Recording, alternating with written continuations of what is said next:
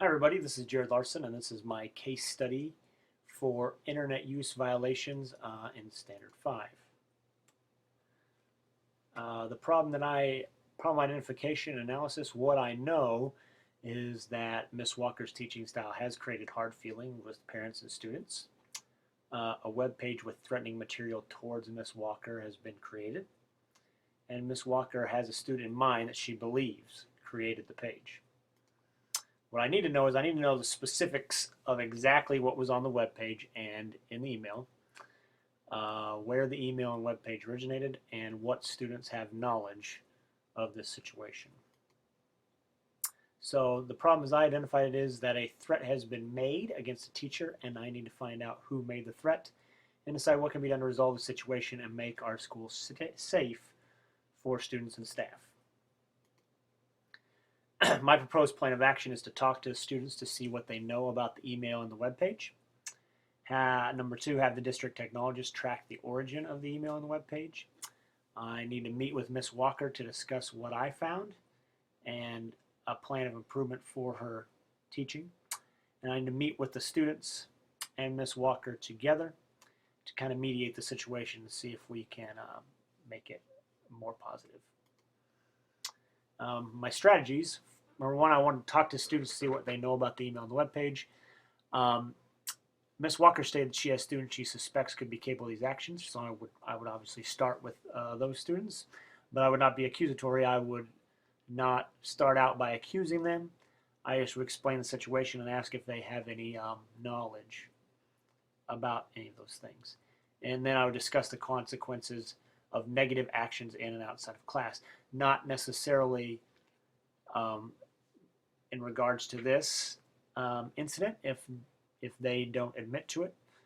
Just in general, that we are trying to create a positive environment in our school and that negative actions that disrupt that goal are not going to be tolerated. Number two, I'm going to have the district technologist track the origin of the email on the web page.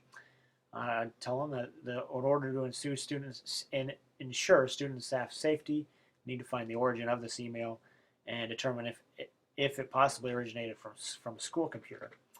And if it was made on a school computer, then determine what students had access to it. Because if it's on a school computer,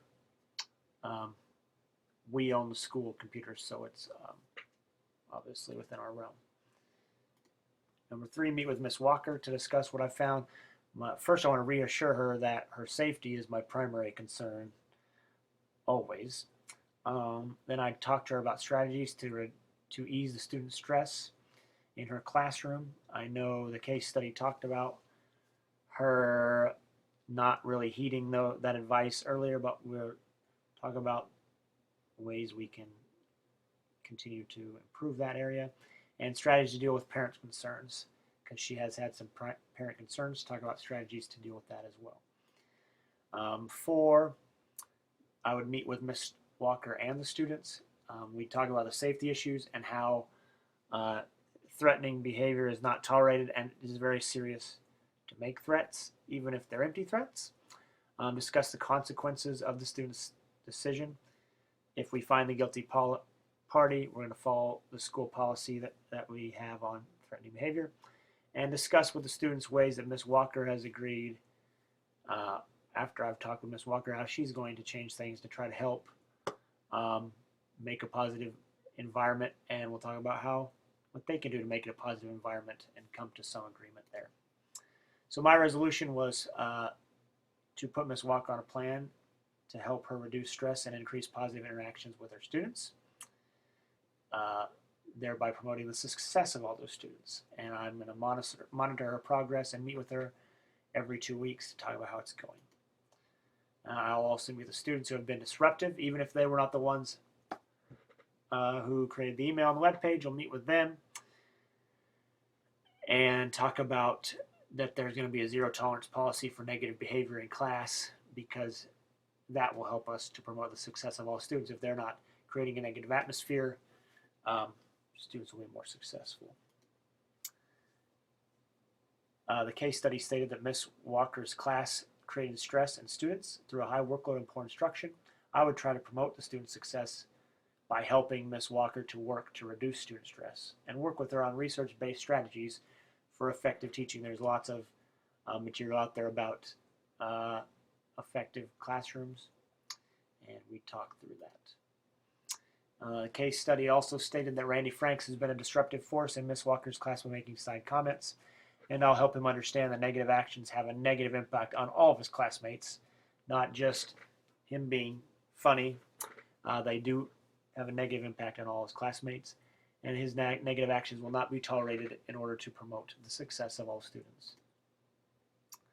As I was thinking through this case study, I was thinking about how I need to find a way to make everyone feel safe and valued. I thought that was my number one. I wanted to be fair and not accusatory. I think that the biggest problem is when you jump in and already start accusing people, then they get on the defensive. You just have to, my goal was just to talk through the issues. And what is making students feel this way about their teacher? Because there's some very strong statements in what they wrote. What I was feeling, I felt upset that students would make such statements about their teacher, first of all. I was disappointed that Ms. Walker had not acted upon the advice of her principal and worked to improve her teaching. And I was also a little overwhelmed at where to begin with this problem. Obviously, it's a big problem, and so I was feeling a little overwhelmed. Unresolved issues. Don't know who made the web page and sent the email. Don't know what the punishment will be for making the web page. And was the web page truly a threat, truly threatening, or was it just a prank? Was it an idle threat? Which I'm not sure that's much better, but that's still unresolved.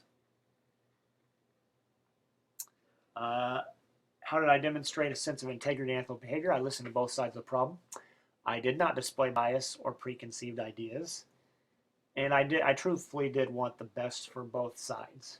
I want the students to be successful and Ms. Walker to be successful. How did I treat people fairly, equitably, and with dignity and respect? I didn't accept Ms. Walker's accusation of Randy without proof.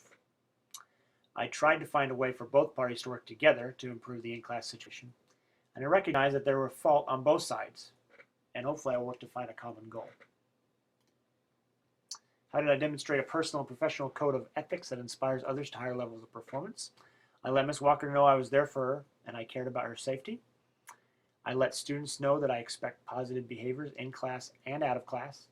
And I made my desire for positive performance by our students and our staff. I made that well known to everyone. So there's my case study. Thank you for watching and listening.